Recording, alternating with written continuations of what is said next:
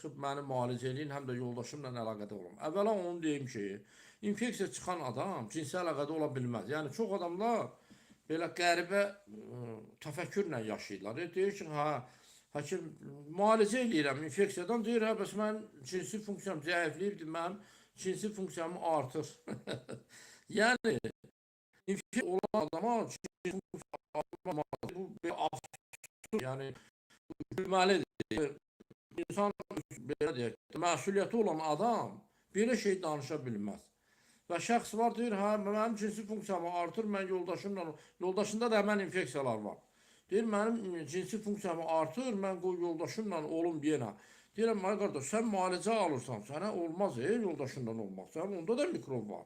Səndə də mikrob var. Siz aləmi qarışdıracaqsınız bir-birinizə. Yəni, deyir, bəs mən rezinlə olacam, yəni prezervativlə olacam. Onda keçməz. Buradan hamıya məlumat verirəm. Yəni, o rezinə güvənən insanlara. Yəni, rezin haradasa bu cinsi infeksiyaların, belə deyək də, əksəriyyətində 50-60% qoruma effekti var. 50-60%. Heç bir rezin, dünyada mövcud olan heç bir prezervativ 100% qorumur. Yəni, bunu dəqiq biləsiniz. Dəqiq belədir. Hətta bəzi xəstəliklərdə, adlarını çəkirəm, sifilisdə, kandilomada, yəni papilloma virus xəstəliklərində heç 1% də qorumur. Yəni rezindən sifilisin keçməsi 100%'dir. Yəni o adam rezinlə əlaqədə olsa da sifilisi yoluxa bilir. Yəni belə məsələlər var. Ona görə bu rezinə çox darxeyn olmayın. Və soruşurlar, bəs onda nə etmək lazımdır? Bəs xəstəlik dövründə, müalicə aldığınız dövrdə cinsi əlaqə olmaz. Niyə görə? Nəinki öz yoldaşından, hətta kənar adamlarla da olmaz. Niyə olmaz? Çünki birincisi sən infeksiyanı yayırsan, bu məsuliyyətdir. Bu düzgün deyil, mikrobu başqa adamlara yayırsan və ehtimal var ki, oradan da təzə mikrob alacaqsan. Başa düşürsünüzmü? Ona görə dəfələrlə belə situasiya ilə rastlaşıram. Xəstə mənə deyir ki, mikrob tapmışıq şəxsdə, 2 dənə ağrı mikrob, deyir, bəs məni gücləndir, mən gedim əlaqədə olum. Deyirəm, ay qardaş, sən hələ müalicə alırsan, sənin mikrobun var. Sənə əlaqədə olmaq olmaz. Və əlaqədə olarkən sən nəinki o başqa adam yoxdursan, öz mikrobların da bədənində daha dərinləşdirir, daha da səni pis günə salır. Yəni, niyə lazımdır belə şey eləmək? Bir balaca məsuliyyət hissi lazımdır. Və bu dövrdə cinsi əlaqədə olmaq qəti qadağandır. Yəni, bütün ədəbiyyatlar, bütün məlumatlar bunu deyir.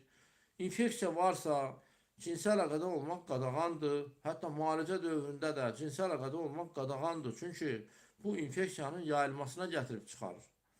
Və ola bilər ki, kimdəsə bu təmizlənib, təkrar onu bir də o adama yoluxmasına səbəb ola bilər. Ona görə buradan yenə təkrar edirəm, prezervativə güvənən, yəni rezinə güvənən insanlar, yəni tam dəqiq bilin, heç bir rezin 100% zəmanət vermir ki, sizə mikrob keçməyəcək. Belə bir şey yoxdur. Haradasa 40-60% arasında qoruma effekti var rezinin. Xlamidiyada, mikoplazmada, ureaplazmada, nə bilim, Gardnerellada, trichomonadada, gonoreyada bu mikroblara 40% qoruya bilir. Cümlədən qiçsdə də. Amma belə xəstəliklər var. Oldu heç 1% qorumur. Bunlar nədir? 2 dənə əsas xəstəlik. Sifilisin törətisi çox aqressivdir.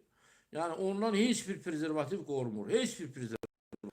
Və kandiloma virusu, HPV virusu, kandiloma, cinsi yolla keçən kandiloma, papilloma, orada da prezervativ heç 1% də qorumur. Yəni bu məlumatları nəzərinizdə tutun və əlaqədə olarkən bir balaca düşünün bu barədə. Ki, yəni bu riskə getməyinə dəyər ya dəyməz. Yəni belə məsələlər var. Bu qədər məlumat verdim, mənə elə gəlir